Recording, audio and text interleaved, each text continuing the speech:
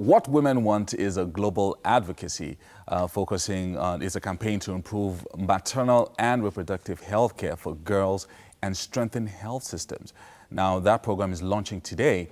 The campaign sets out to query 1 million women and girls worldwide about their top priority for quality maternal and reproductive health services by the end of 2018. And joining us to talk about this morning is Dr. Edun Omasanjuwa. He is the state team lead for Nigerian Urban Reproductive Health Initiative. Thank you so much for joining us this morning, Thank you very much. Good morning. And for waking up early.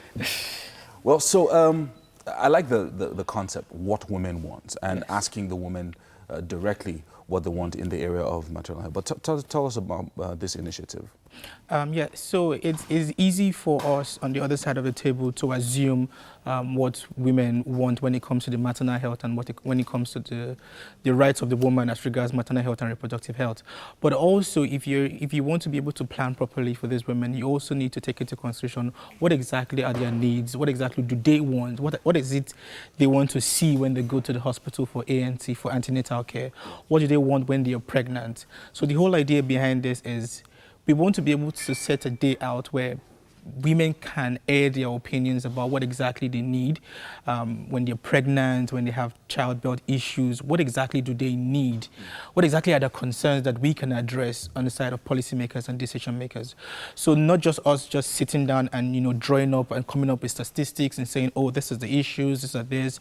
But let's hear from the women. Let's hear not just numbers, but actual real-life stories of what these women actually want when it comes to their own health, because they are also the primary producers of health. All right, so you're looking at April 11th as the day to kick off this campaign officially. Yes, so April 11th today is the inaugural day, and it's the day that has been set aside by many maternal health advocates to bring to the fore, to bring into remembrance that maternal issues are still pressing issues, especially in developing countries. When you take into consideration that, for example, in Nigeria, as high as 40,000 to 60,000 women die yearly in Nigeria as a result of pregnancy and childbirth issues. And when you compare that to the global statistic, which is about 300,000 women, that's over 10%. That's a huge number. That's a huge number. Nigeria, unfortunately, contributes one of the highest numbers to the global maternal health statistics. I think we're only second to India when it comes to that. So our maternal mortality rate is as high as 576 maternal deaths per 100,000 live births. Compared to developed countries, in America, you have about 17 women. If you go to countries in Europe, for example, you have about probably 1. Some countries have recorded no deaths at all in a whole year. So that's what we are looking forward to. But we need to know the systems are different, right? The circumstances you face in America are not the circumstances you face in Nigeria. So what are the circumstances that women face in Nigeria? What are their experiences going to healthcare centers? Do they have skilled workers? Do they have clean environment? Is the quality of care provided, is it up to standard? What exactly are they looking for? Because as a medical doctor, what I see as quality of care is me knowing the technical knowledge. But what the woman sees as quality of care might just be a simple smile. How you're welcomed in the facility, how you make me feel when I walk into your facility. How nice are you to me when I walk into your facility? So it doesn't necessarily mean, oh, you have the best medical care services, but how do I feel when I walk into your facility? So all those other experiential touch points, as it were. Okay, so talk to us about the involvement of organizations like the Partnership for Maternal, Newborn and Child Health, White Ribbon Alliance, the midwives, the Global Midwives Organization. How do all these people contribute to a day like this? So the thing is, all of these people have basically one agenda. And the idea is that no woman should die from pregnancy. However you want to look at it, is either you want to have a safe pregnancy, or you want women who are looking to space their pregnancies or don't want to have children at all, have access to contraceptives. So the whole idea of all of this organization is to be able to provide women with those services, either by putting demands of government or creating awareness to issues concerning family planning or reproductive health and maternal health, driving an increasing demand for family planning and reproductive health, and also getting government to understand what they need to do to put the right things in place to be able to provide the quality of care that women need. So it's all wrapped in one, but the idea at the end of the day is no woman should die no woman must die from pregnancy or childbirth-related conditions. All right.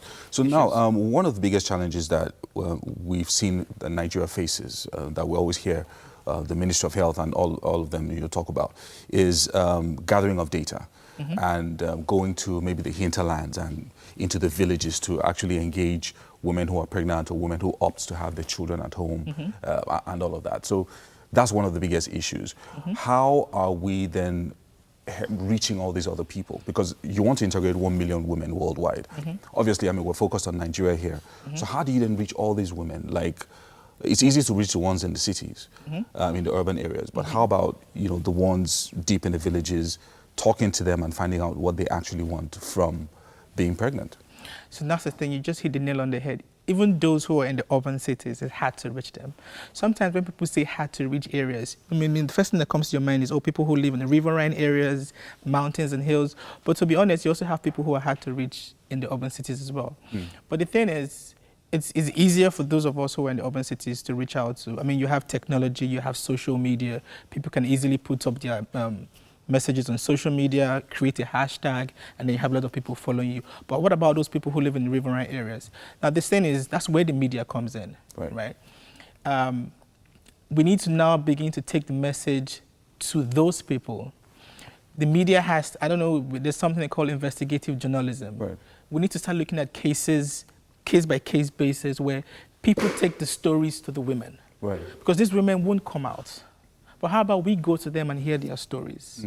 What do they face? Sometimes you hear women how they have to go on water for 3-4 hours when in order to get to a hospital. Do you understand? So, but they will naturally come out to say these stories. They don't have technology to do that. So we need to take the stories to them. So if the media can wake up, this is Wake Up Nigeria. So the media has to wake up to bring out those stories, drag those stories out. Because even as a people, Nigerians were very, very, what's the word now? I don't want to use the word secretive, but we like to mind our own business. If it happens to me, oh, you know, I mean, that's God, so next time I hope it doesn't happen.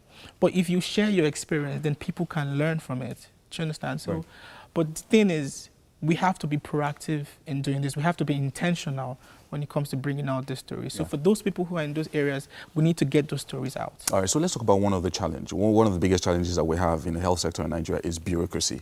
All the bottlenecks and the red tape and all of that. So now that you have gathered all your data, all these women have said, oh, I need somebody to smile at me, like you said, or somebody else says, oh, maybe I need more drugs or more better roads, you know, to access where the hospitals are and all of that. What do you do with this data? Do you then sit with the federal government or the Ministry of Health or developmental organizations and say, okay, this is the direction that we need to do, or these are the things that we need to address? So what do you do with the information that you collect? So the thing is, when you have knowledge, is power. When you have data, you have to translate data into knowledge, and you need to be talking to the right people depending on the response that you're looking for. Now, you could use this information across all levels. It could be at the home level, it could be at the community level, it could be at the state level, at the federal level, depending on who your audience is. For example, if your responses that you're getting is, we don't have enough nurses in our facilities, then you need to be speaking to the government. So we need to tell the government, look, the people are demanding, they want to use your services, they want to go to the hospitals, but each time they go there, they don't have nurses to attend to them. Or each time they go there, the facility is shut down because closing hours is 8 to 4, and then these women come in at 5, 6 because after work, they want to quickly go to see a nurse or see a doctor, but these facilities don't run 24 hours. What do we do about it? Now also, if you have an information where, if you have a data which says women are not empowered to take decisions on their own, they need to be talking to the husbands in the house. You need to be paying advocacy visits to community leaders, encouraging men to give their women power to make decisions concerning their health. So you have to use information across board. It doesn't stop at, because most people will say, oh, the government has to do this, the government has to do that. But no, everybody at some point is a decision maker.